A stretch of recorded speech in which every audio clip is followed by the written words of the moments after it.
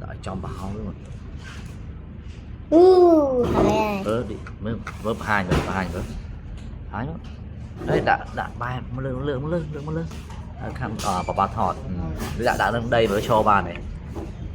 wow yeah unicorn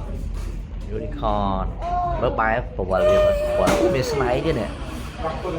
biết snipe chứ bà luôn bà đi mà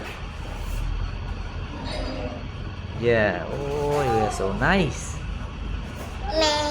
hả ăn papa nè unicorn nè okay good